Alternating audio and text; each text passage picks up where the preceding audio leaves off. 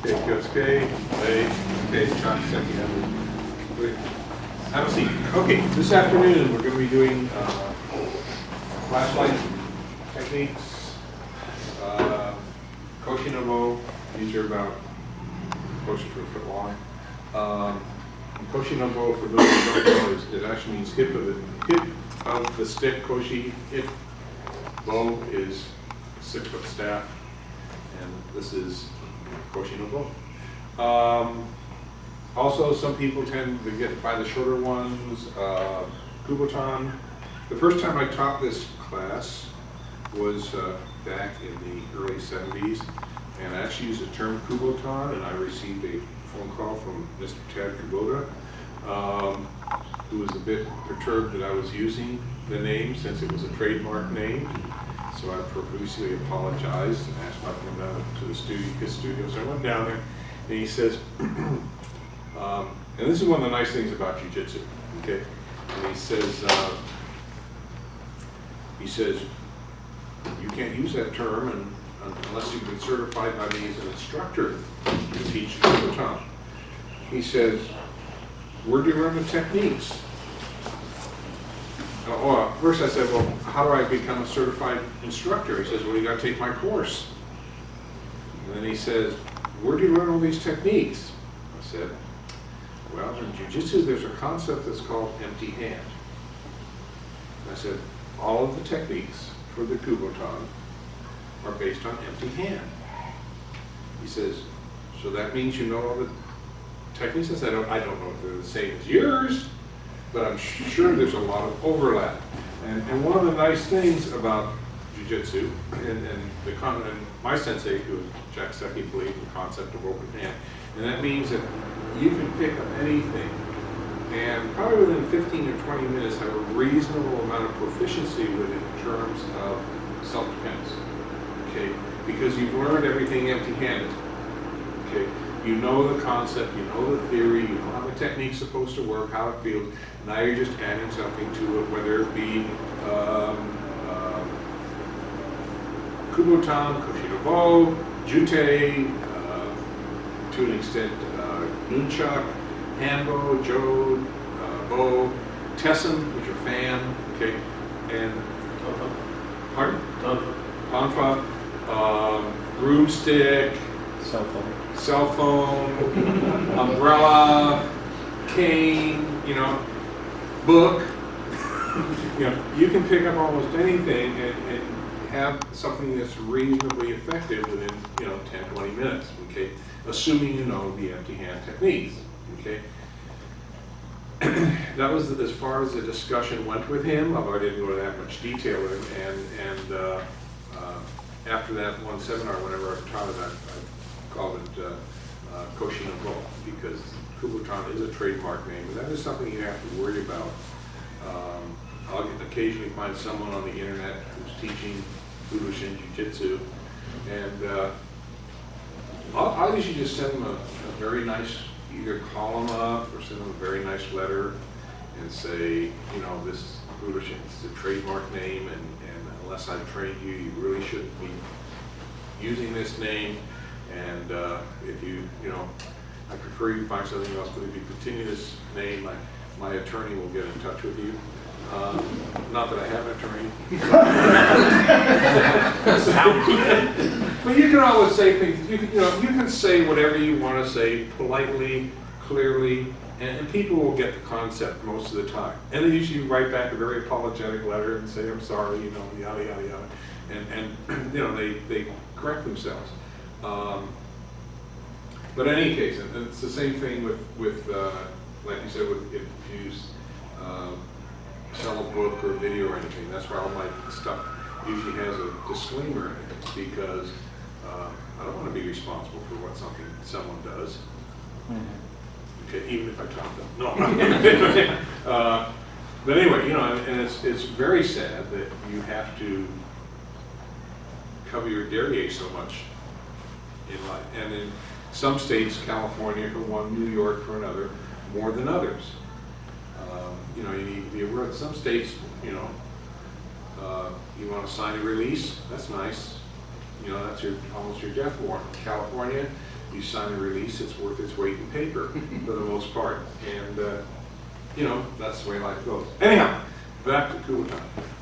So what we're going to be doing today, all the techniques are going to be based on empty hand techniques. And I don't care if you use stick or shorter flashlight, which I really don't care. I don't like the shorter one because it's not my hands are big, but you can do so much more with this than you can with this.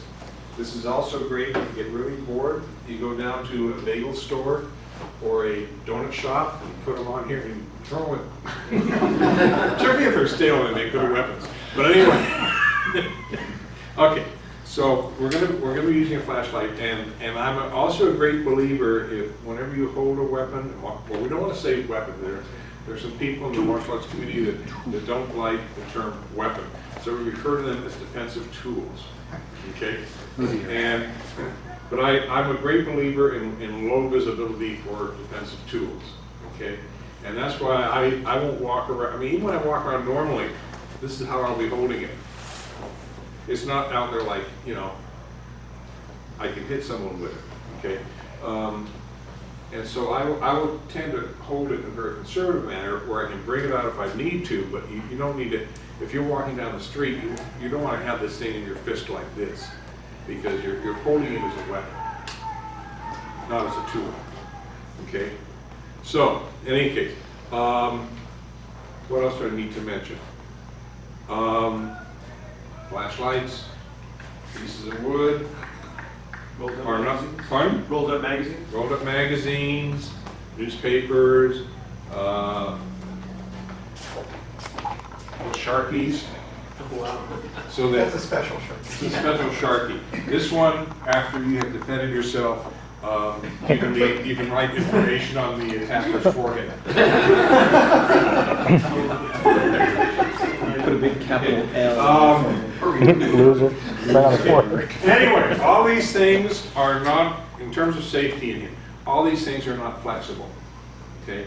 They will not break before your bones break. Okay? You use your finger on a person to do techniques, the finger will bend, it gives, you know, you're not as likely to injure a person. So you've got to be careful. Okay? You've got to be careful. The pressure you apply, you're going to leave marks on people if you're not careful. And they're going to go home, and someone's going to ask why you have all those happy face marks on your side of your neck, on your chest, on your arms, and other inappropriate places. Okay, so anyhow. Okay, so I need a bouquet. Oh, okay, crispy bouquet. Okay, and we're going to start off with something simple. Okay, now another thing you have to realize is that in a street situation, and this is a lot like pepper spray, okay, or rosy spray. If it's not in your hand, it's useless. And if it's not the correct hand, if he comes in for a hit, for example, I can't say just a second, I have to change hands here. You can't do that, okay? You're not going to have that opportunity on the street. So usually the hand that it's in determines what you can do with it. And the question is, I'm going to ask all of you first hand, is there anyone in here left-handed? Just yeah. You are. It doesn't matter. It doesn't matter, but left-handed people do have an advantage in the martial arts. Because 85% roughly are right-handed, and so they tend to attack right-handed. And if you're left-handed, you have this whole side that's open to you. And we have to train right-handed all the time anyway. So anyway, we're going to start off with this simple, let's start off with a simple wrist grab. He's going to grab left hand. Oh, he's going to grab right? Yes, he did grab left hand. Okay, all we're going to do is we're going to take this flashlight, okay? He's going to grab in, now, and this is not going to be static because he may move, I may move, what have you. He's going to pull me, whatever you want. Okay, you want to bring this around, okay? And it's going to come in here, bring this around, okay? And all I'm going to do, this is almost going to be like what Dave did this morning, okay? All I'm going to do is pivot around the other way. Now, you have to slack up on this when you are doing this, okay? Because you can break his wrist, okay? So as he's going around, you're going to have to go with him a little bit. On the street is a different matter, okay? Situation will determine what you do. but you have to be considerate in here, you're part of it, okay? So again, he's gonna come in and grab. All I'm gonna do is, you guys can move if you want. Okay. All we're gonna do is we're gonna take this and I'm gonna step in and bring this around. Hook underneath, grab hold, pivot back, okay, and bring this down. Okay, step back, okay, and if he wants to get up and bother me again, that's his decision. It's really important in a street situation, whenever you are done with the person, other than if you're going to run like hell, which is a viable thing to do, okay? But I always tell people, if you're going to running, which is the first thing you should do if you can to defend yourself, is you want to make sure you have someplace to run to, okay? Don't go running down the street if they have their friends the other end of the street. Anyway, so, and this technique can also, same technique can also be done for a hit. Hit. Just block, okay? We're here, just look underneath. And we're going to bring this around, and go down and go, okay? Now, where does it come from empty-handed? Okay? Stop. Lights on. Lights off. Okay, okay, comes in with a hit here, or hook here, goes down. So it's real simple Aikido technique. Okay? You're helping this poor attacker. You never fight, you always help. Okay? So we're going to give you, if you brought your flashlight or whatever else you want to use, if you want, or if you want to use a Shuyokan from here, use one from here. Please leave the donuts in the box right now. Those don't work all that well. What? Those don't work all that well. Here. Or you could.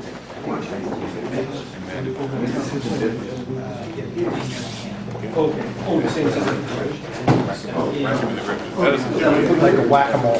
Whack it, do it. Still works, but Okay. Thanks, having problems. Okay. And this has to do with how you're gripping. Okay, so he's here, we do this for a hit. Now, some of you are coming in and you're grabbing like this. Okay, what you're ending up is both palms are facing the same way. This is very weak. Particularly as you pull it down, you find yourself coming into your elbows, you're bending over, and you're wondering, why am I hanging up here? That's because the arms can only move certain directions. When you come in here, you want to have opposite. Okay, palm, palm. Okay, this allows me to have a more secure grip. Okay. There are other ones. There are going to be times if you want to come in here and do this and bring them straight down. Okay, palm, palm. Okay, that's strong. But you have to, your body has to line up. On any martial art, your body has to line up. Extremities have to line up. You want them to go into natural positions, because then you can deliver your ki, your energy, or whatever else you want to call it. Okay? So he's going to come in here, and if it's a hit, okay, this is just going to grab. Okay? So now I can pivot back, okay, and like take your arm out. And when I'm done, I'm just like this. Okay? This is a natural position. Okay? My arms aren't crunched into my body and they aren't out here. It's just here. Okay? It's like taking a boken and going, oh, you lost your head. Use your feet instead. Okay, stop. Okay, let me borrow Byron here because he looks adventurous. Okay, we're just going to kind of go with where people tend to be going with this. Okay, so we're going to do it across. It's still going to be the left hand, although eventually we've got to get it into the right hand for most of you guys, because I'm putting a lot of you at a disadvantage. Okay, if he cross grabs, okay, and you bring this around here, okay, where do we cross? I can't remember how we got into, this is the same, okay, if we're cross grabbing, let's just cross it, and here, you're coming over, you really can't come across, well, you could come across this way and, you know, maybe do a sort of guard, take the shoulder out too, okay. If you're gonna come across this way, cross wrist grab, hook in here, okay, and all we're gonna have you do, instead of pivoting around, and this works particularly if you have a flashlight or something that has ridges on you, because ridges are really cool. because they hurt a lot more. Okay. All we're going to have you do is we're not going to have you just pull this down to you, but we're going to have you rotate this towards uke, okay, towards them and down. And then you step forward. Okay. Okay. And eventually he'll go down. Okay. Where you can come around here. Okay. And then you can let go of it once he's down. Okay. So we're going to try a cross grab it. Come around, hook on with both hands. And again, hands are both facing him. And all we're going to do is roll this down towards him. Okay. And then bring your hands down. Okay. And you know, if he's got friends, at this point your level of force can go a little higher, but it looks like they're going to come in and at you, because now you've got a knee you can help rearrange part of his face with. Or go into the sternum. Sternum is actually better if you can. It's a much more minor injury, but it'll be painful for him. And what'll happen is they take him to the hospital and they X-ray him and they wrap him in elastic tape and say try not to breathe for about 4 weeks. But this is a tremendously, if you get the sternum and it cracks the sternum, is a tremendously, it's an incapacitating blow. It's not fatal, it's not a serious injury, but it's going to hurt like hell. Okay, and as you go through your martial arts training, you need to learn those techniques, because you don't want to, pain, and you need to separate the concept of pain from injury. Okay, if you're going to defend yourself, I don't want to say your goal is to hurt a person. It's never to hurt a person, but it's okay to inflict pain. Because pain can lead to control, which means you don't have to hurt the person as much. It's not what you do, it's how you do it. It's how your thought pattern works. So, again, he's just going to come in, grab hold. Oh, he grabs, that's nice of him. Okay, and just step back and down. Okay? Very good. So, grab your uke, then we're going to have to switch to right-handed so I can start being paired on you. Bar again. For those of you who, in some systems, just grab my wrist. Okay. In some systems, we call this just a wrist lock takedown. Okay. Some systems, this is called Miku. Okay, over here and then down, and it's the same technique almost. Okay, so that's what I'm saying. A lot of your empty hand stuff doesn't require much modification to go for the club. Okay, we need to go right-handed so that we can be nice to each other. Okay, so we're going to have a right wrist grab. Okay, and he's going to grab, and I've got it in my hand. Okay, now this time we're going to go again. We're going to go over. We're going to go underneath. We're on the inside, which is the radial. Okay, and you got this notch here. Oh, perfect. You want to be right above the notch. Okay. Oh, wow. Muy peno. Okay. Now you can go inside, and that's one thing, but you roll this, just set it in there, and all you have to do is touch it. And he goes down a lot faster because there are nerves there. Okay. And again, you don't really have to do much. Okay. So again, your right hand, he grabs the same side, just bring it up right here. Don't get it where his palm is up. That's almost useless. Okay, he can fight that. Okay, you need to get it on the side, on the radial palm. Okay, and that's, once you get it there, and it may, we're here at about 45 degrees. If you end up turning it, if you turn it so you get it parallel to the ground, that's the best. If it ends up 45 degrees, that's okay too. This is a very forgiving technique. Okay, pain works wonders. Okay, you're still going to bring it down. Okay, don't try and take it at 45 degrees. Bring it down. That's natural for you. Okay, so we're going to have you just try that. It's the same, almost the same thing as before, but you're going to come around on the inside, hook it to just above the, what do you call it, end of the bone there, end of the radial. Okay. Radial tuberosity. Okay, radial tuberosity. Okay. It means protrusion. Okay, and just going to get it above there, and that's where you're going to apply your pressure. And again, if you want to roll it, you can roll it too. Okay? It works very nicely there, okay? High side, you mean closer to the elbow? Yeah, closer to High the elbow. Yeah, he's got this, you really can't see it on most people. It's right there, okay? Well, we're actually about right here. This is the wrist here. And so you can either put it right here or, yeah, be right there, yeah. Right above the wrist. Okay, closer to the elbow, yes. Okay. Where the watch band is. Yeah, that's where your watch band goes. Although I don't have to. Yeah, if a person's wearing a watch, they're helping you. I'll show you something here. It's inspiring this, a sexy wrist.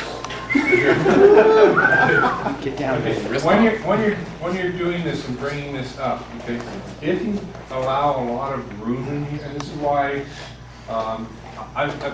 this goes back to setting an arm bar on the ground or wrist lock lift on the ground, and I refer to it as crotch room, okay? Because if you don't get close and you don't get a tight set, the hold never works well. Whereas if you come in and you set any type of lock, if you set it up where everything is tight and there's a nice close fit, you're going to set that lock real fast and it's going to be really effective, and you don't have to use as much effort. If you're out here like this where you got all this crotch room, so to speak, you know, you can see the world through both sides of his wrist. He can turn his wrist, okay? If you get close, however, okay, grab him. If you come in here and you get close and you're right next to him, what it's going to do is your hand's going to lock his wrist up, his forearm up, so that it is perpendicular, or even if it's sideways a little bit, it's still, everything is going to be in line. And your direction of force with the Koshi-No-Bo is going to be directly against perpendicular. It's going to be directly on the x-axis of his wrist. Okay, X, Y. Gotta read my new book. Okay, and it's redone the way I teach. I have no idea what's going to do this to me. And students actually pick up stuff a lot faster too. But you need to be in tight when you're doing any type of lock or grip or hold. You can't be. There are times when you can be sloppy. There are times when you can't. Okay. So we're going to take the same concept and be a little less nice about it. Okay. And we're going to take. How do we want to do this? We're going to go to the right hand, and we're going to do a side strangle with this. And again, this can be with a roll of newspaper, magazine, ballpoint pen will work for a while. I mean, anything that you can, even if you're doing this, you can do this even with a 2x4. Need a little more room though. 8x8. So what we're going to have him do is we're going to have him come in for a hit. Okay, you've got to get it out of the way. This is going to come across from the side. It's going to reach here. Okay, you are not finished. Okay. Isn't he? Or he is. He is good. Okay, but off now. If you just want to. In case you need another one. Okay, if you want, you can slide this around in front of him, which I don't recommend, okay? You can go at an angle, that's up to you, but this is it, okay? If you pull this real fast, you have a good chance of putting the person out just as fast, because you're attacking nerve centers, okay? You're not cutting blood off the brain, okay? To do this fast isn't going to cut blood off the brain. It isn't going to choke him. It's going to stun him. Okay. So all you have to do is really just bring this in fast. Okay. And it will stun him. It will have a good chance of putting the person out. He's going to fall. Don't try and hold him up. It'll never work. Okay. Just whichever hand you want, just take this away. Okay. Where does this come from? Empty-handed. Okay, he comes in here, pow, across, sideways, and just real fast pull it. Okay, I've had it done to me once accidentally. I've done it a couple times in my career accident. I would never do it. I would never put a person out intentionally. At least not in the dojo. But it's happened, so you have to be careful with it. It's just a shock to the system. Yes. Can I make a comment on that, Yes. sir? If you do this to any of your students and they do go out, you have to call an ambulance because they have to be under watch for 24 hours. Vagus nerve can recollapse again and they can perish. Yeah, it's really important if you're a sensei, and I just have it as a policy for years. And even when I taught this in junior high school, I had some administrators get really upset with me. If I had a kid choked out or strangled out or anything out, the first thing I do is call a paramedic. I send a kid down the office and say, I need a paramedic. Eventually, they get used to me. But you know, I had a couple of administrators that really ended up in hot water because they said, you know, they came down and wanted to do this. The kid was okay by that time, and I went over their heads and I said, and the district supported me, which is really rare in LAUSD land. But yeah, I mean, a person faints in your classroom, you call the paramedics first because you don't know what has happened to them. And if something serious happens to them, and they find out that you didn't call a paramedic for like 5 minutes, and you tried capo and all this other neat stuff, you know, and CPR, and then you finally decide to call paramedics, you are toast. You aren't even toast. You're the black stuff down the bottom of the toaster. The stuff that you pull out and throw away, right? Yeah, so it's just if you ever have that situation, first thing you do is call a paramedic. You'd much rather have them there and not need them, and they'll tell the person you need to be under supervision, you need to go see your doctor, and you know you've covered your area, CYD. Okay, so yes. Can I get it one more time? Okay, so we're doing it with this one here. Okay, so he's going to come in. We're going to go out of the way, just deflect. Oh, you're behind me. I can do all sorts of neat things here. Just bring this around here. Grab hold. Pull this into you. Okay, don't worry about getting all your fingers on the stick. You don't need it. As long as you got 2 fingers on the stick, you're on the stick, so are they. Okay, just pull into you. Okay, very good. Be careful with this. Fine-tuning time. If you get someone who is taller than you are, okay, and you come in. You come in to do this, whether you grab on the front and grab. It doesn't matter whether this hand is up or underneath, or you come in this way and grab this way or this way. It doesn't matter because this is where the pressure is being applied. Okay, so whatever you do. Okay, now, if you have a person who is taller than you are, you really can't do this too well. So what you do is, there's a 4-letter word that we used when we were on the wrist to bring a person down a little bit. Roll. What? Roll. You roll it. If you get okay and you just roll this down, the person will go down. Yeah. Just roll it. It just takes a quarter roll. You make it roll. Okay, so anyway, so if you want to try that on your uke, go right ahead. Okay? Yeah, okay, fine. Okay. So either you want to use something different. Who'd like to get a first happy face in the movie? Okay. Does that mean he'll be smiling? Yes, if he's smiling. The hickey mark. We smiling, smiling. Okay, smiles with you. Okay. You are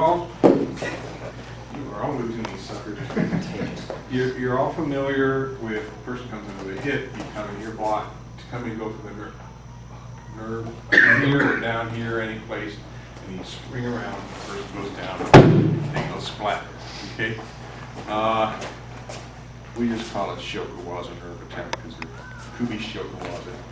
Or the person comes around here behind, you hook in, okay? And you can hook in almost anywhere in the side of their neck, from here all the way up to the neck. Anything you dig your finger into, I'm not aiming for any particular point. When I said Seiseki, he said there are a lot of nerves there. If you want to spend half your life memorizing all the nerves on the human body, that's good.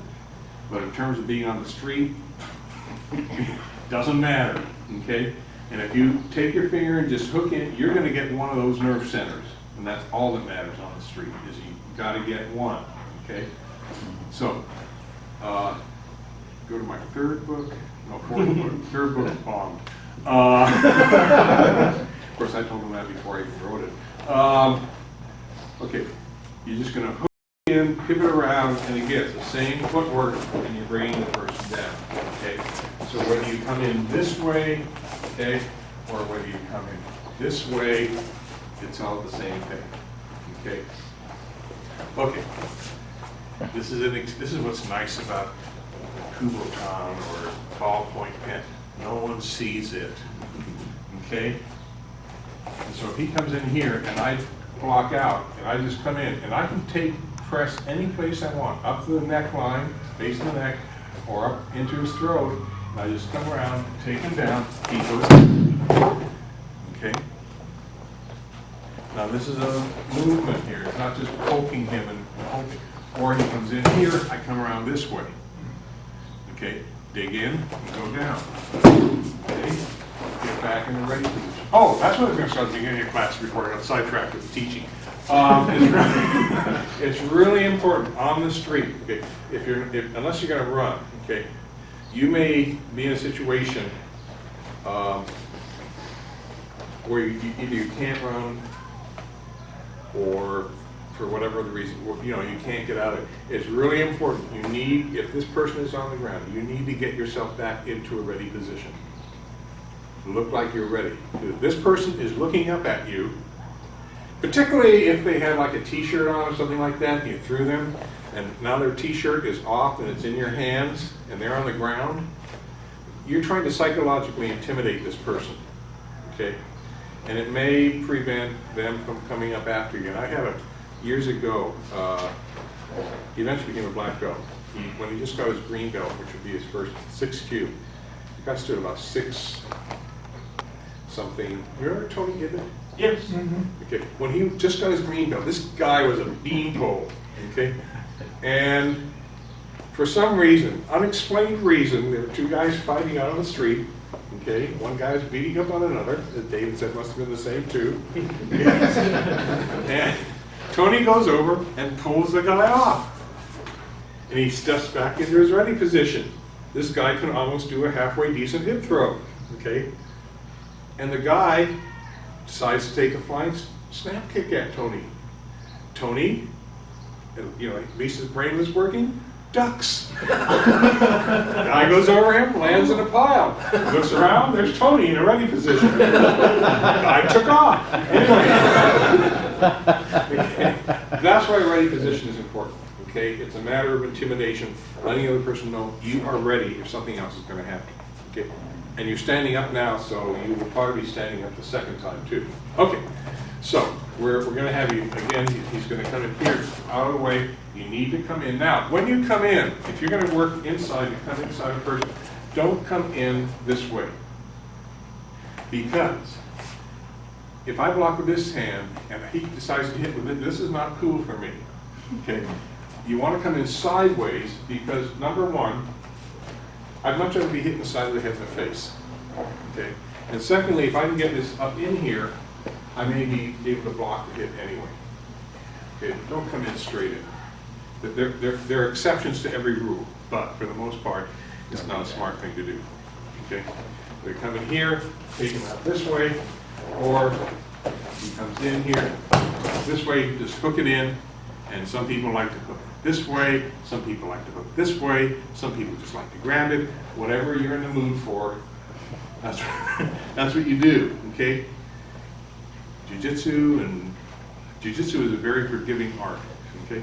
And just bring it down, okay? Like you're gonna slice through the back of his neck. But it's blunt, so it won't do that. Okay, very good. Okay, let's try both of these a few times apiece. Okay? We're gonna give you 4, and you can choose any 2 to do. And two of them come from Ketsugo. Many of you know a gentleman by the name of Harold Brocious, who now lives in he is a older gentleman.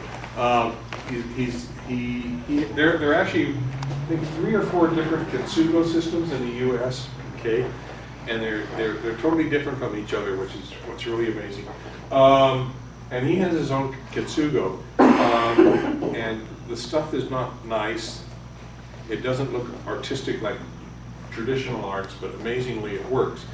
I'm going to show you a couple from them. I don't expect you to do them here because some of his stuff is on the gross side, and and he's also a great magician, so he can make his attackers disappear or keep them disappear. But anyway, let me borrow Chris because he looks dangerous. Okay, okay, we'll take this. We'll show all this stuff empty-handed first, and then. Okay. He's a great believer in using human orifices for techniques. Is there anyone who does not know what an orifice is? Somebody say, I'm not going to do one or another because I don't want to admit that I don't know. Openings. Okay. Hole. Hole. Okay. There's an orifice in the ground. Kill it. Okay.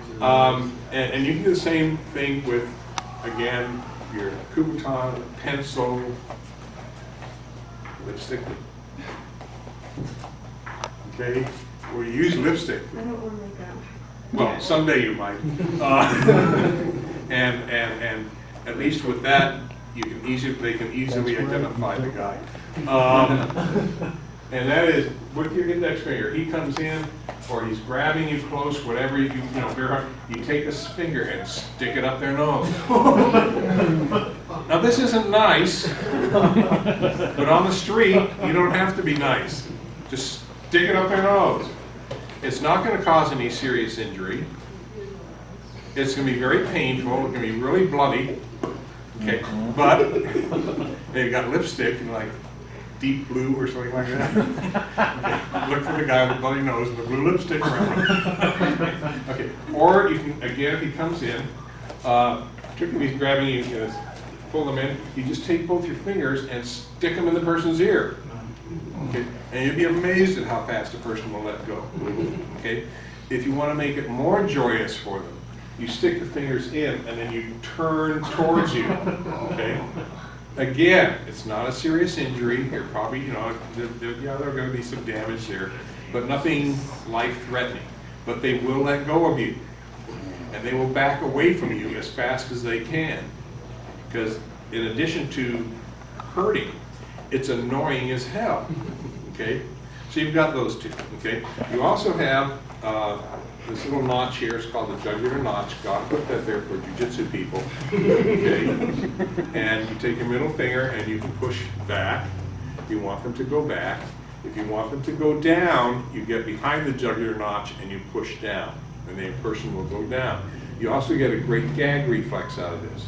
Okay, becomes a laughing joke. But anyway, if you want to make this fatal, okay, and this was, I think this was AJJF. We were one of their kata tournaments many years ago. We put some of our students in,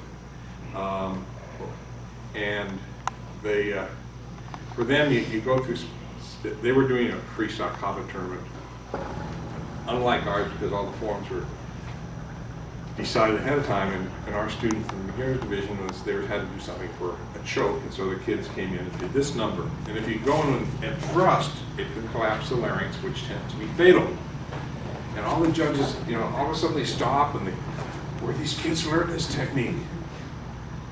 And they came up to me and said, where'd they learn this technique from? I said, we teach it at white belt level. They say, it's a secret black belt technique. You're not supposed to know it. I said, well, Too late now. too late now.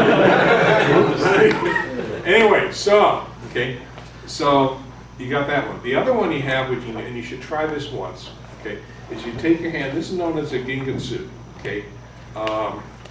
Seki had some patches made up like this. With the Gengetsu fist. It's really cool, except the patch manufacturer didn't understand the concept.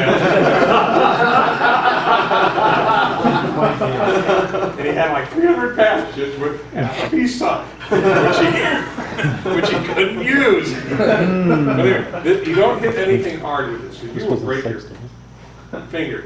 But what you can do, this is good for striking soft areas, and also you can take it at the top of a person's sternum and just go pushing it, just push down real fast, okay? Slide it down those ridges, okay? It hurts like hell. It won't injure the person, but it hurts a lot. They'll collapse over, they're back, they don't want to have anything to do with you for a minute, okay?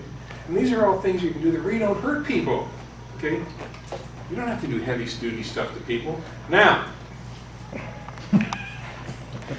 again, I'd like you to try these, empty-handed first, just for the fun of it. And then you can take either left-handed or right-handed. Just take it here and gently push, very gently, okay? If you want to do this, rather than sliding it down, because doing this is going to leave a red mark anyway, even if you do it with your knuckle. There's going to be a red mark there, and for some people it actually turns black and blue, and that's even more difficult to explain. But if you're going to go with this, just rest it there and don't push back towards it. Kind of go down and step forward and kind of push down at a 45-degree angle. Don't try and slide it down. That will be too painful. Again, it's not going to hurt them. It's just going to leave a bigger mark. But if you just go and rest it, because the sternum has a bunch of ridges, okay? That's where ruffles came from. And you just put it here, and I want you to step forward and push down, okay? And the person should move back. Okay, so you got the nose, you got the ear, break it in half. Jugular notch, sternum. Okay? Very good. Any questions? You got 4 things you can do. Do any 2 of them. Okay? Oh my God. Because Roger brought up something in part 4. Whichever one you want. You stick your finger up someone's nose, or stick in their ear. Not only are they going to be annoyed, you just said it? Yeah. They're going to think you're crazy. And that's good. And that's good. On the street, okay, you've got to create, you've got to have a multiple personality on the street, okay? Inside, you have to be as calm as you can be, because you want some adrenaline going, but not much, because adrenaline is what's going to give you some extra strength, some extra pizzazz. And if you get too much of it going, you will lose control of what you're doing. That's not good either. That's kind of a salty taste on your tongue if you've in your mouth if you've ever gotten in that situation where you're in deep trouble and you know expletive deleted is going to happen to you, and there's nothing you can do about it almost, and it'll happen just naturally. Okay. On the other hand, so you need to inwardly in a street situation, you need to keep yourself as calm as possible. Outwardly, you need to make them think you are crazy, because crazy people surprisingly win a large number of fights simply because the person thinks they've got all this adrenaline going, there's nothing going on upstairs, or there's a different set of marbles up there, and you start going after those orifices. Or I had a,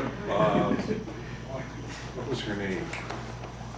The black belt girl at All Vista, Hispanic, Christine, something. I mean, she'd go into competition, she had no, if the guy had chest hair, tough luck. Oh, yeah. She'd grab and twist. Missing right here. But you see, on the street, that's perfectly cool. See, girls will do that, guys won't. But guys, you have to, because there are no rules on the street. Okay? You have to make the other person think you are crazy, and you will improve your chances of winning. Okay? Because they don't want to mess with a crazy person who knows what else. You know, Hal Roche is, hey, guy's got armpit hair, grab armpit hair and twist. That'll make a move. Okay? And there's nothing wrong with it in his book. Okay? There is no such thing as dirty fighting. It's who wins, or who gets out away safely. Okay? That has to be your criteria, not, gee, I followed all the rules and I got the crap beat out of me. Okay? Okay. Okay, so the other thing I wanted to show, some of you, when you're doing this, okay, or doing this, you know, or whatever it is, nothing is happening. The only movement that's going on is what's here. You need to get your body moving. Your body needs to be doing all the work.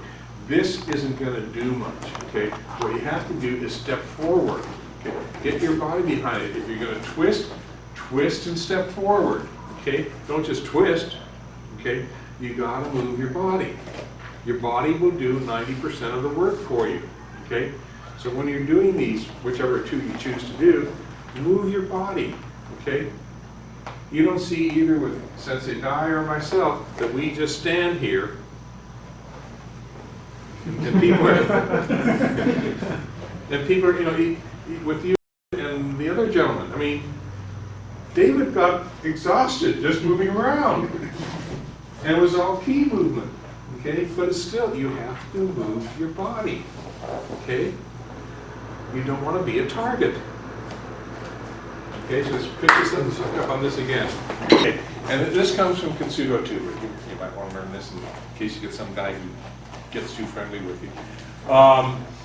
And if you guys don't, I don't know if we're not worried about it. But anyway, okay, if some guy's trying to kiss you, okay, and you can do the same thing with, you know, a ballpoint pen if you want to. But if a guy's trying to kiss you, okay, we all know girls never lead guys on. But anyway, right? If you know what the word prerogative means? Good, it's your prerogative. If this guy is really getting excited, okay, and he's trying to kiss you, you can lead him on. It's your prerogative, okay? And you can bring his head into you, okay? And he thinks, cool, she likes me. I'm going to school.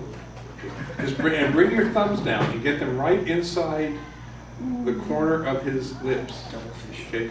And they go, hi! Okay? Okay? He'll have a great smile. We're not going to do this one.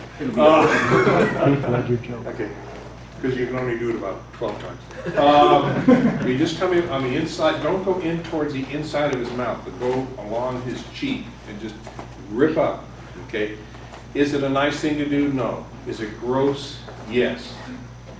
If it's a difference between him and you, it's going to be him, okay? And he will be easy to find. Okay, he's going to have to go to the hospital.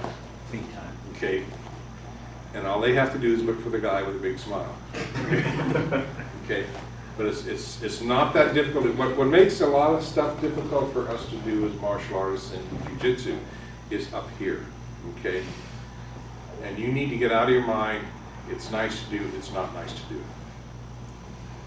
It's a matter of what are those magic words? I Feared for my life. fear for my life. Yeah, I feared. Okay. And that can almost justify pretty much anything as long as you're empty-handed. Okay. So if you've got an MP5, probably not. Right? No, as long as you use what's reasonable for the situation. Okay. If the guy as big as he tried to kiss you and you did that to him, the jury would probably get up and do high five. Okay. If on the other hand, your little brother tried to kiss you and you did that to him, they would not.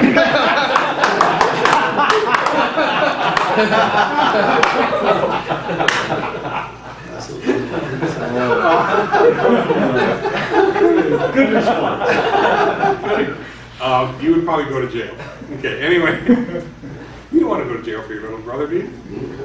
That would never happen. Anyway, so, okay, so we're gonna give you a break for about 10 minutes, and we're gonna come back, continue on. I want to leave about 10 minutes towards the end for any questions, and then everyone gets a certificate because you survived the day, and that will be it. So, okay, so let's take a break for about 10 minutes. Okay, Kyosuke. Okay, just have a seat for a moment. For those of you that are interested in writing and hopefully someday getting published, I know most of us would like to in some form or form. process this real fast. Start with magazine articles if you can. Get your name known, okay? And it's always hard to get the first one published. It is. And you have to get used to a lot of rejection notices, but you have to believe in yourself, okay? And eventually, someone will turn on the lights, okay? Once you've done a couple magazine articles, then you can come up with a book prospectus and try to do that. Now, a really good piece of software that will help you even with magazine articles. And I picked this up last 3 years. I was teaching high school because the one teacher started using it with his kids, and then other teachers started using it, and the English department got really upset, but it was too late. And it's a program called Inspiration. Okay, it's about $70. And what it does is you basically put down your thoughts. Okay, and then you connect your thoughts together. You tell, this thought goes with that thought, et cetera, et cetera, et cetera. And then you push a button and it changes it all into outline form. Or into, what do you call it, the graphic thought pattern. And it does that. Mind map? Mind map? Mind map. It does that all automatically. It's phenomenal. My last book I did that way. I've got one book another book I'm working on now, and 2 others I'm working on now. They're done that way. We've had teachers that have done their master's thesis using it. It's just, and of course English teachers get upset because the kids don't learn how to outline or how to do mind mapping and stuff like that. I said, well, remember when if you're my age, when calculators came into existence, they could add, subtract, divide, multiply. We weren't allowed to use them. At that point I was taking calculus because they thought we'd forget how to do basic math. And for those of you who graduated from high school in the past 10 years, what do you need in high school? I mean, you need one of these graphing calculators that does everything but, create its own children. And technology does move along, and you might as well use it. When I was in, I think, junior high, they wouldn't let us use ballpoint pens. Rationale? It'll destroy their handwriting ability skills. Quills are good enough for me. Teacher, I wasn't a teacher, but the education community sometimes comes up with the stupidest rationales for stuff. So, if you're interested in writing and you've got this blossoming, I just can't get my thoughts down, or it seems too big, go out and buy this piece of software, get acquainted with it, have fun with it, and it's amazing what you can turn out. And it's organized and makes sense, and you look like you're a lot more intelligent than I am. No, it is, and people are really impressed that, I've known people that use this in business, and it's just a great resource when you've got to do a presentation or something. Where did you say the video page? Pardon? Where did you say the video page? You can go to inspiration.com. Inspiration.com. They have one version for little kids, and then they have a version for like junior high school. Unfortunately, they don't have a college version, etc. They do have 3 or 4 different products, so They do? some Yeah. different things now. Yeah. Okay. And a lot of templates. Yes. So it's a really neat piece of software if you have any creative ability, and all of us do. If you weren't in the martial arts, particularly if you're a black belt, you have to be creative to be a black belt. Because you've got all this information, but you've got to use it. It's there. You just need to transition from one thing into something else. Okay. So there's a hint. Okay. Okay, let me continue on here, and I will use first name? Aaron. Aaron? Yeah. Okay, Aaron, I see you volunteer. Okay, he's a blue belt, he knows what he's doing. Okay, we've gone up here. We're going to take and we're going to, where do we want to go now? We're going to do some off-balancing, okay? Because off-balancing is a tremendously non-violent way to get a person to move to other places, okay, or bring them down. And this all can be done empty-handed. And there are, I'm just going to show the balance points, then we're going to do it by hand. And with Kubotan, it's a little easier, okay.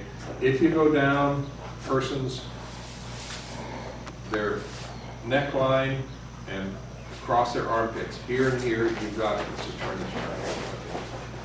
Here and here, you've got 2 points, okay.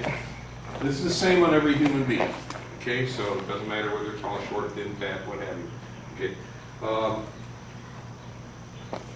Down here, almost where the femoral artery is, okay? And part of the reason it works down here is when you put a hand down here, people think you're going for something else, okay? Also, and you can come in there, again, about 90 degrees. Below the belly button, go down about 45 degrees. That's where the, what is? Seki or Seki Tanda, okay? Or there's another term for it. What?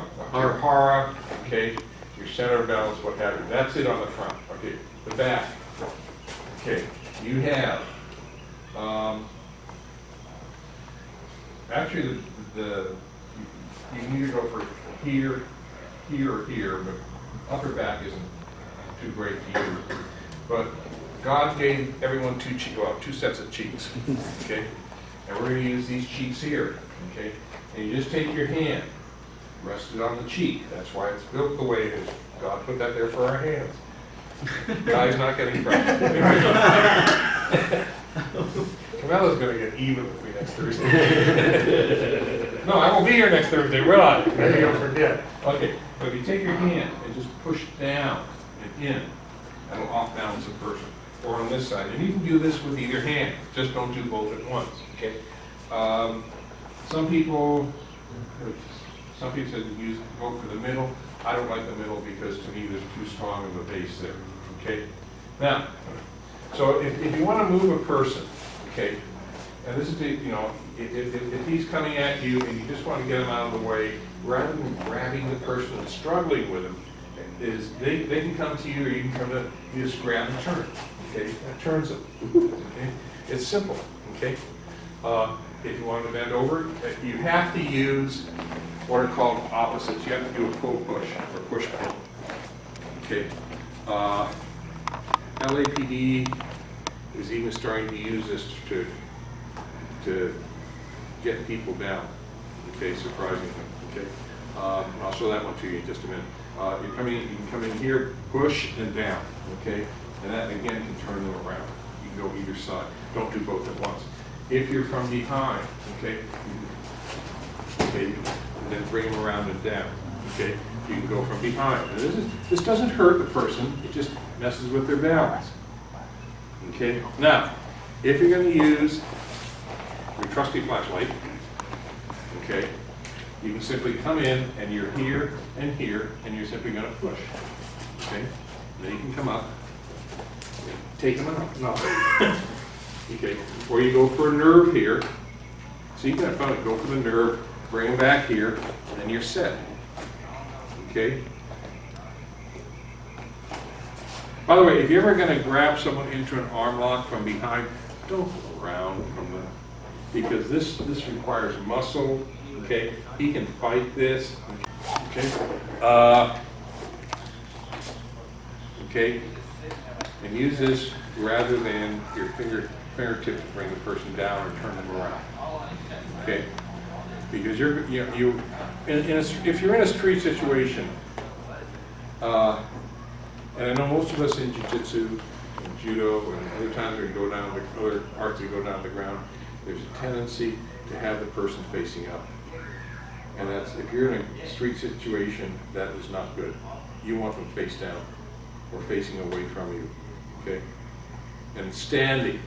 If you're going to have to deal with this person physically, if you can get them turned around so their back is to you, then you can put an effective hold on them, it's a lot better than trying to do something from the front. Simply because their body doesn't work that way. Okay, so get your Kubotan or flashlight, and let's just try these for a few minutes. Tomorrow, I won't pick on it. I don't think I'm firing. This thing is picking out Paul. Okay. There is, now, one thing I also want to mention, when you train in any martial art, I know, particularly when you're upper belts, you want to be considerate of everyone, okay? And we do tend to be cautious. We don't want to hurt our partner, okay? However, the other side of the coin is you need to learn the technique, okay? And your partner accepts the fact, because they bowed off to you, okay? And bowing off means I'm going to work with you, and I apologize if I cause you any pain or inconvenience, and if you cause me any pain or inconvenience, I understand that it is not being done intentionally to me, but because you're in the process of learning the technique, okay? Okay, and that's part of what the bow indicates, not, you know, let's see how close we get before we bump heads. Learning any martial art has certain dangers in it. There are certain risks of injury, okay? But you have to accept that you are going to get some owies once in a while, okay? You're going to have some happy faces by the time you leave here, okay? At least you're not going to have a bunch of hickeys, or what look like at least we're not doing shark bites today. When that gets okay. Because Hal Grotius' shark bites are different from yours. They're, you know, little pinches of the skin, and, you know, under the armpits, like torso, in here. Okay, and people go home and they have little black and blue marks the next day, and their significant others or something like that wants to know where they were. You have to accept the fact that there is a certain amount of discomfort. Okay, and so do the techniques. Your uke will let you know if, you know, particularly if they're a black belt, if you're using too much force or it's getting sore. There's a thing called mate or tap, or you know, or bang your head against theirs or something like that. That's, you know, unless that's happening, you shouldn't worry if you're applying too much leverage or what have you into the technique. Okay, because your uke is there to help you learn the technique. Now, unfortunately, this is not ancient Japan where they can pull some poor guy out of the fields and just beat him until he's a pulp, and then they go get the next person, beat them up. You know, that's how they kept the population down. You know, we can't do that anymore. Okay, but okay, that's how they used to train. I mean, you know, you're working on sword techniques. He looks good. He can run fast. I'm going to be on my horse. I want to see if I can catch him. But anyway, anyhow, so this one is a nerve attack. It can be done for a hit. It's an armpit strike. Oh, by the way, if you just want to do a really great strike on a person, and again, I got this from Katsugo. How this is getting in here, I don't know. If you want to end a fight real fast, okay, and again, this is not clean fighting, but who cares? Okay, he's going to come in with a hit. You block this up, and then you strike up, 45-degree angle towards his head, but come up in the armpit. Okay, it's tremendously effective. Why? First of all, no one expects to get hit there. There's no muscle protecting anything there. It's not going to do any serious damage, but it shakes up the internal organs, okay? I've seen people hit with this. They go down, they throw up, they're nauseous, okay? It's a tremendously effective hit. And you just open that and just put your full body force into a 45-degree upward strike, and that should do wonders to your attacker. Okay. Okay, he's going to come in with a hit. How? You're going to come up under here, take it down. Okay, now what we're doing is you're taking the finger, almost the same thing as we did before. Get up, please. Okay, and this is hard to do through a judo gi. Okay, karate gis are easy or regular code. You're going to come in here. This hand, you stepped in. This hand started. You're going to come in under the armpit, and you're striking up towards his head. Okay. And this is going to grab sleeve or hook arm, okay? And all I'm going to do is pivot around, take him down, okay? Again, it's important. If you aren't going to get away in your ready position, you're going to step in so that his back is against you. Okay, what you do from here is up to you. I'm not concerned with that right now. Okay, we're gonna take our trusty little Kubotan. Okay, he's gonna come in here, strike up.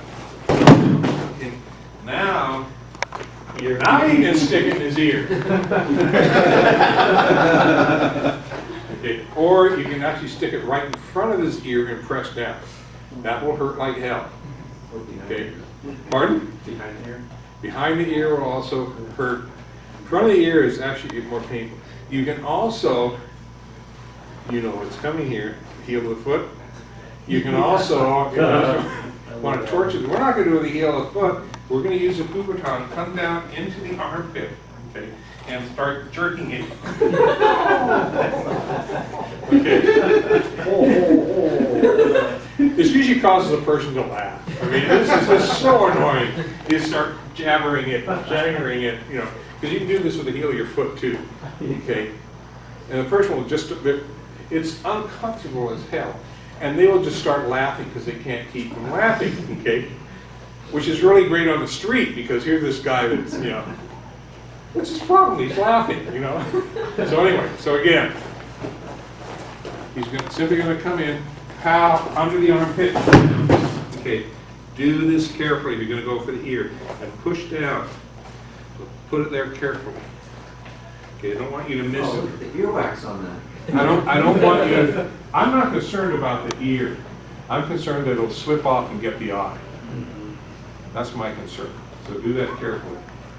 Or you can go for the armpit. Okay. Or you've got him here, bring him around. What do we want to do? Oh, that's better. Okay, we can do this. Say mate. Mate. Okay. What am I doing to him? Directing him? Pardon?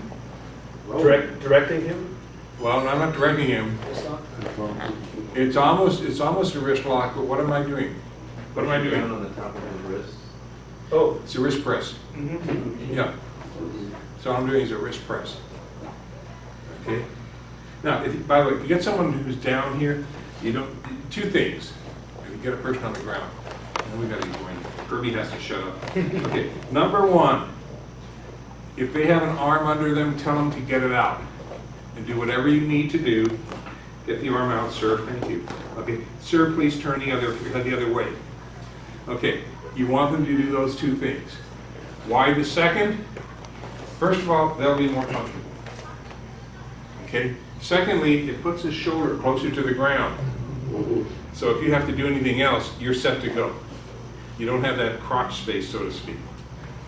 Okay, so whenever you get a person down, get them on their stomach, get their arm out. Why do you want the arm out? What? So they can tap you. That's. Is that what you said? Okay, that's good. Okay, what's the other reason? If I have a weapon, More important than that. If I have a weapon, I can't. Right, if he has a weapon, you're going to see it. Okay, if that hand's out there, he can't get it easily. Okay, so they're usually, you know, when commands are and keep your, by the way, keep your commands simple. And as you want to do it in a low, firm voice. You don't want to do it in a high voice because the higher your voice, the more it infers that you're scared. Okay, you got to sound authoritative. You can be scared, which is going to be normal, but you need to sound authoritative. Because authoritative people tend to get the directions followed better. Okay, we had a principal of the had a principal at our high school, and the longer she shouted, she'd get on the PA and shout because she got so excited. Her voice would get higher and higher and higher. And we were worried, someday, the kids were worried. She was going to have a heart attack on the PA system someday. And eventually she got promoted to junior high school. And the vice principal that took over had been vice principal there for a number of times. He became principal. He had this really low voice. He never had to raise his voice to anyone. When he came on the PA or spoke to any kid, they stopped and paid attention to him, okay? And it was just his voice, okay? He's a really easygoing guy, but so if you're in a street situation, the lower you can keep your voice, you need to sound authoritative, keep it simple, okay? You'll be more successful. Okay, so anyway, back to the armpit strike. Okay, want to get out with your attacker. I don't know if you want to use your fingers, okay? May want to spray the armpit Lysol first, but or deodorant, but you can use a Kubotan, and we will disinfect these later on today. Okay, so this is okay. Let's go. Oh, what do you call? Everybody's volunteering. He has He bones. hasn't paid me for the taping jobs. Okay. The elbow is a wonderful thing. Okay. And so we're going to take this. We're going to show it first. If a person just grabs you straight arm, then we're going to then pull you in. Then we're going to do it for a hit. Okay, we're not going to do that. All these empty-handed. And then we're going to add the Kubotan in here, or the flashlight, or the Koshi-No-Bo, whatever you want to call it. And you can work on any one of the three you want, okay? Because it's the concept, not the attack, okay? So, if a person just grabs you straight arm, okay? Straight arm out, straight arm out, okay? You've got to move them, okay? And there are a lot of ways you can move a person, okay? One, you can pull and then come in, okay? You can push against them and then pull back, okay? Do the opposite. You can bring one arm over, okay? You can bring one arm up, doesn't matter, okay? You can tweak their nose, okay? Anything else you want, okay? Octopus, okay. So we're Three Stooges, okay. What we're gonna have you do, okay, is for straight arm is relatively simple though, and that is we're simply going to have you rest this hand on here. Okay, so he's got you straight arm. Simply going to rest this hand on here, pull it down, and now we've got it in. Okay, okay. This is the distraction. Okay, by putting your hand on here, he thinks you're going to do something with this hand. This is the hand that comes in, and now he's easily available to you. Okay, and all you have to do to throw him is what we've been doing all day, is pivot your leg back, you go down, go boom. Okay?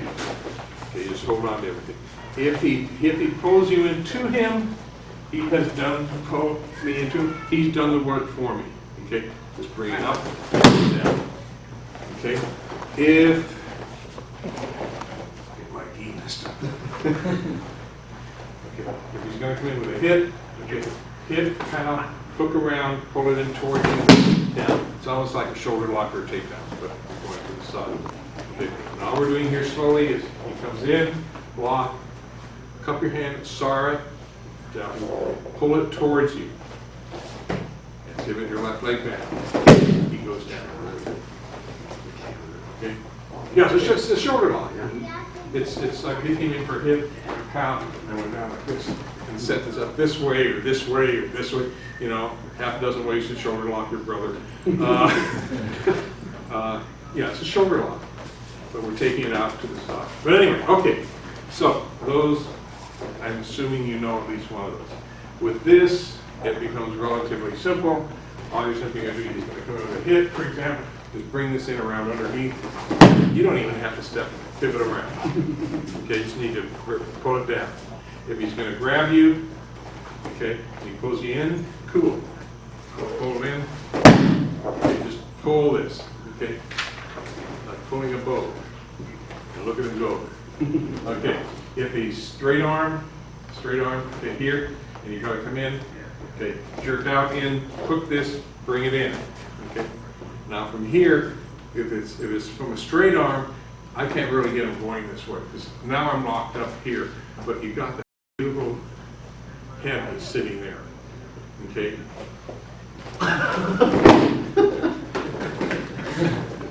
You can go over his nose, you can come around to the other side, grab ear, you can grab hair, anything your heart desires. Okay, so I want you to do any one of, either for a hit, a double lapel and pull in, or a straight arm. I would like you to use this elbow technique just to bring the person down. Okay, let's go. Every time we teach, we tend to teach separate stuff. And what I'd like, the first one you did, with the Shuyokan, whatever he held you with, the first thing you did was you went for the balance point, which bent him over. I think it was a straight arm. It bent him over. Then he went, took the elbow, and took him down. And once he was down, he used the kubutan and went for the I just went for whatever was there. right. Okay, so just come out. And this is what, see, this is why you can't just learn techniques. You have to have the time, and when you go back to your dojos, take the time to practice, okay? Because once you get your basic techniques down and you start practicing them, and you say, oh, I can do this, and then I can do that, and then I can do, go on and on. And that's where David is talking about muscle training rather than mind training. Is your mind begins to see, well, I can do da da da da da da, and now you've gone beyond just learning a technique, okay? And that's where you want to be, so that it just becomes an extension of your hand. Okay, so go for it, Chris. Okay, so from a punch, I didn't want to get tagged by that one, so I came in and knocked his balance off. And then brought this about here and pulled him out, took him down, and then used the edge to rattle that rib cage. As you can see, you didn't like it at all. Or, but I liked this a lot. So, show it again. Move and strike. It's just right there. Pull it. Okay. Thank you. Good. Okay. Moving right along. Nice of you to step forward. Thank you, sir. Okay. Rear bear hug. Okay. We're getting. Yeah, that's good. Now we're getting into stupid attacks. Okay. Now, empty-handed. I mean, we can do the foot stomp and other stuff, but there's things we can do up here too. What I want you to do is to take your Koshi-No-Bo, okay? Because see, he can't control this unless he gets down lower, okay? All we're going to have you do is take the end of it, okay? Stick it right at the base of the finger, okay? And we want you to dig in. Push it in against you. Don't pull it out to the side, because you don't want to lose this hand. You want to push it in against you. Okay, now, from here, okay, I've got to use this other hand. And I'm going to grab 3 fingers, okay? And from here, all I'm going to do is come under him, okay? Okay, now from here, all I have to do is bend his, turn around side. All I have to do is bend his fingers up, and he will go down. Okay, down, sir, please. Thank you, sir. Okay, and you are done with this poor gentleman. Okay, now you can break his fingers at any time, but one thing you have to realize, you don't need to run this, it's just another epic story. Okay, one thing you have to realize, when I taught high school, my kids' life, it was so easy for them to get me sidetracked. And I'd say, the test is still in 2 weeks. But anyway, in terms of street self-defense, once you break a person or dislocate anything on a person, all they're going to want to do, unless they're totally strung out on drugs, is to get away from you. Okay, the pain. Okay, you're not going to be able to hold on to them. You're not going to be able to do any more techniques on them. Okay, all they want to do is get away from you. So you got to keep that in mind. Once you break something, you can no longer control them. You've got a broken leg, they're not going to be able to go anywhere, but you can't control them.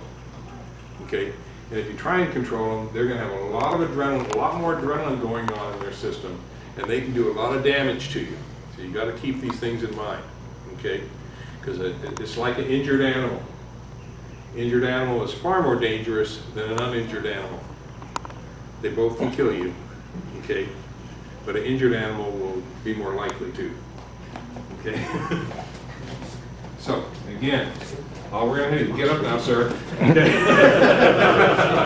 It was the third part to throw in. Okay, again, now this time we're gonna do it right-handed because, I don't want to be prejudiced towards left-handed people. Okay, you're just going to take this in between any two fingers and push it in towards you.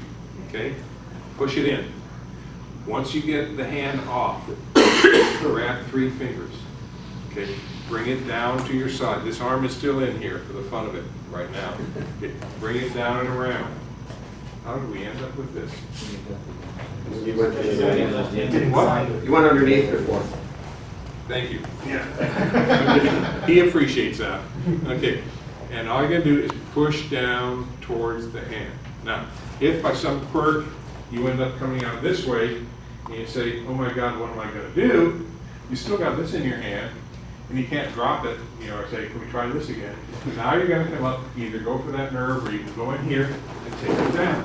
Okay? Now that you still have the fingers, just turn them. Sir, please turn over. Thank you, sir. Yes. Okay. Sometimes you have to give verbal suggestions.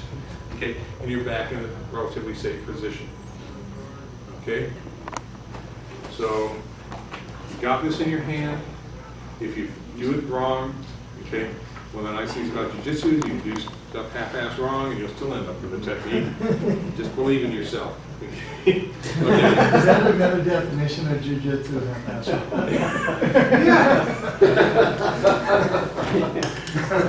Still work. It still So you works. can go half-ass backwards and it'll still work. Okay? Cool. And that's the hardest thing for new students to learn is you have as a sensei, and you know this, Paul, okay, is you have to let them do stuff backwards and see what they come up with. And sometimes you need to give them a little guidance so they say, oh my God, I learned another technique. Or I got into this technique I already know, okay? And that's, again, part of wiring your mind to, because once you start defending yourself, you have to keep, what's the magic word? Going. Going. You can't stop and say, excuse me, sir, I messed up on the technique and you attacked me again. You have to keep on going. And that's why you have to let students do stuff half-ass backwards, because once they get the concept, they'll start trying it with other stuff. Okay, so do we need to see the technique again, or have you lost it? Oh, I got it. Okay, very He's good. only got 2 hands, so. Right, they both. Good job. Right, okay, let's go.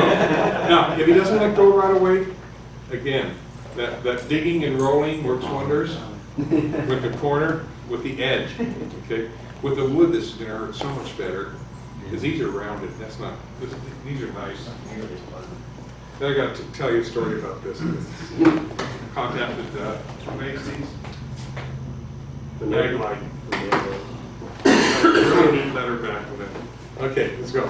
Some of you are going through this technique. No, you are. Rob, you're here. Excuse me. That's Subway. Okay, and some of you are ending up here. Some of you are ending up here. You're saying, "Oh my God, what do I do now?" Okay. Some of you are ending up here. Okay. Some of you are ending up here. Okay. And you say, "I'm not in this other position. How do I get this person down?" Okay. Now, the takedown is really easy. Once you have a person's hand palm down, and you have 3 of their fingers, and your palm is also down, it doesn't matter where you are, how the rest of their arm is, okay, how many times it's twisted, okay, or if it's over their head. If you can push in the direction that their palm is facing, they will go in that direction. If you want them down, you push down, okay? If the palm is up and you want them up to go up, you push up, and he will go as high as he possibly can go, okay? Okay, but this is the concept, okay? As long as you got your hand is facing his hand, he's got fingers in your hand, both palms are down. If you press against those knuckles towards his palm, he will go in whatever direction his palm is facing. If I want to get him out here and I want him to go that way, I push that way. He'll go that way. It hurts. Okay? If I want to go under, go this way, he'll go that way. Okay? It hurts. Okay? Okay, so that, you know, that's a really, it's a basic concept. You should, upper belt should know this, okay?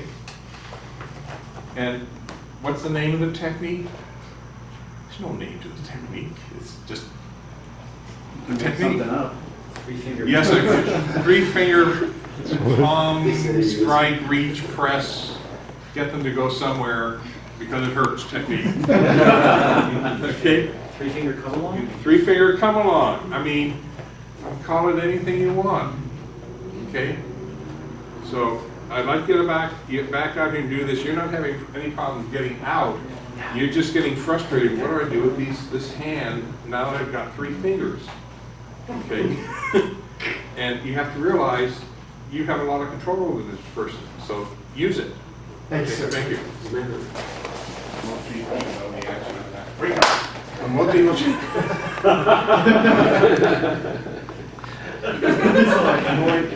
to finish reading that book before you leave here today. He started at the beginning of the morning. Wow. Speedy he is. Anyway, okay. Why am I going around telling people to grab 3 fingers? Go ahead. Because if you only have one, and you break it, you don't have anything. Okay, and one they can twist out of. Safety. Okay, and 2, Insurance? 2, go ahead. I'll take a stab at it. It's actually easier to maintain a better control over 3 fingers than 4. Part of it's control, yes, but there's a reason why you have the control. With 2 fingers, they can still try and twist. It's unlikely that they're going to break. They still might break, but they still may be able to twist out. Once you grab 3 fingers, They help support each other. yeah, literally, and it's they can't twist anymore, so you got better control. And because they can't twist, they're supporting each other, and it's less likely to break them. Okay. Of course, once you press down and go down real fast, you might dislocate them at the knuckles, but that's a possibility. But you're not going to lose their hand. Okay. Okay. Anyway, I want you to see it when you have it come back. Only one. Yeah. Bring it back to you. Sensei, it doesn't matter if the pinky's in there? Or Doesn't the matter. index? Any 3 fingers. Any 3. Don't Except for include- the thumb, right? Except for the thumb. Someone grabs your thumb. The thumb is not a good thing to grab because it's very easy to break. And once you break their thumb, they're not going to. Once you break 3 fingers, once you break 1 finger, they may stay in the fight. But you break their thumb, that arm is useless. Okay. And it's hard to do techniques with the thumb anyway, because it's so easy to break the thumb. Okay, and what you're trying to do is not break the fingers, but to lock everything up so that you can do whatever technique you want. Okay, let me borrow Paul here. He looks vicious. Okay, and I'm not going to see him for another couple months. Okay, okay, we're going to have a rear forearm choke. Okay. Okay. Okay. Are you left-handed? Yeah, left or right. Okay, do it. I don't care. Whatever you're in the mood for. Okay. Okay, you're going to have this in your right hand. Okay, because you're right-handed. Whatever. I am? No, I am. I have to deal with this in class twice a week. Okay. Again, you're going to come in. Now, some people are grabbing this in the middle and they're doing these techniques, and what happens is there's, to an extent, nothing wrong with this, but if you grab a lower, what you're trying for is a smaller circle. Okay.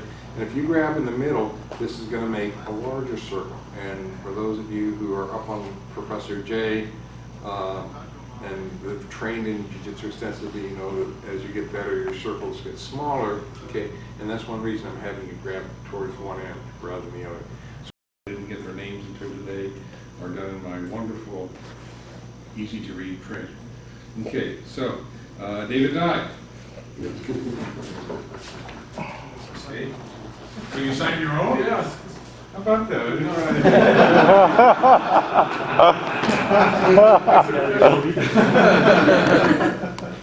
I can get you another one. I'll sign it for you. Okay.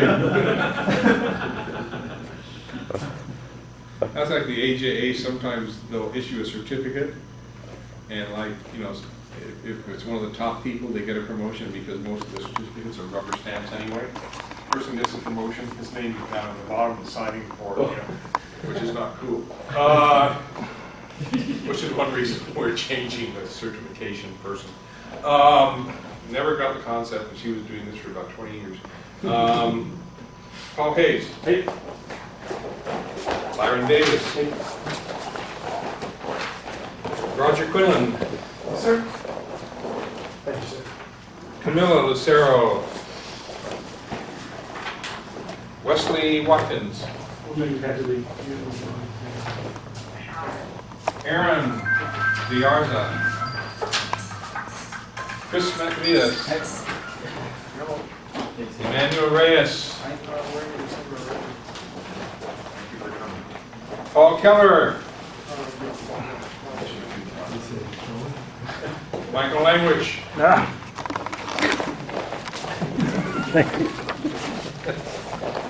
George Corona. Tony Domingo. Richard Milankovich. Very good. Is that it? Yes, that's right. William Morgans. Yes, sir. Thank you. Chris Hendricks. Mark Tucker. Did you get one? I think you get one. Where's Mark? He left. Oh. You didn't get one? No, we were going to work it out. We'll work it out. Okay. I'd also like to present to Sensei David Dye, Soke, the certificate of creation. I'm going. I'm burned out upstairs too. He's creating things now. Ooh, higher than Tim's done. Certificate of creation. Anyway, certificate of appreciation presented to David Dye Soke for graciously conducting an extensive seminar, practical street techniques of Shuyokan, Aikijutsu, and Kalhewalu Hawaiian Lua at the Budoshin Jujitsu Dojo, North Oaks Park, Santa Cruz, California, on June 14, 2008. Your unselfish service to the martial arts community is greatly appreciated.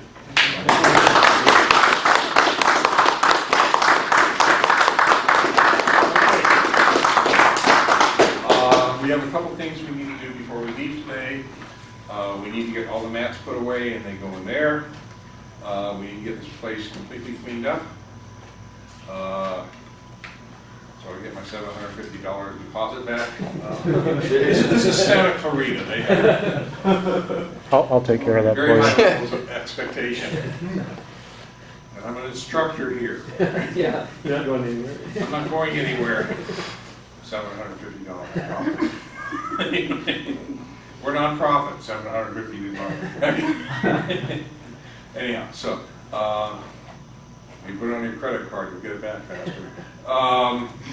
Okay, so I want to thank you for coming out here today. David and I had a good time. I want to thank David for coming. I know it's a long drive. May you not have any traffic going back.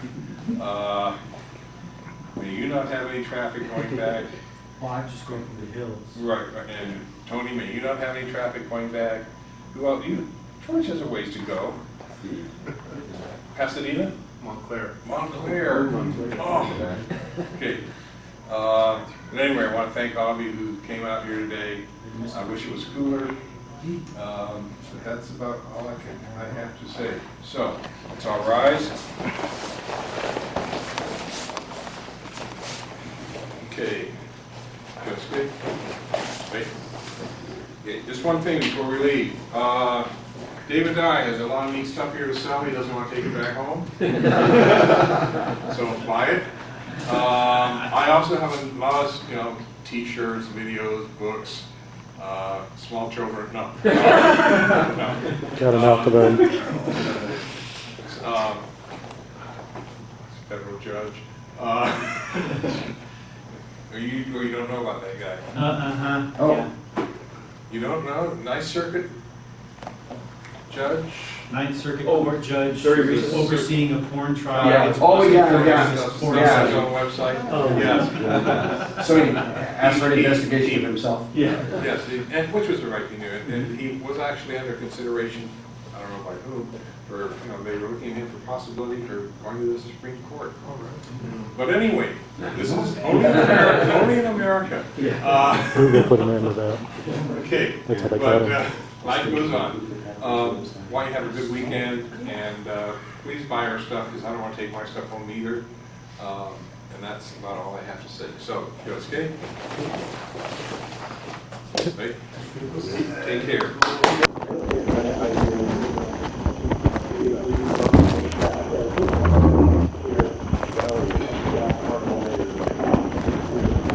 I had shoes.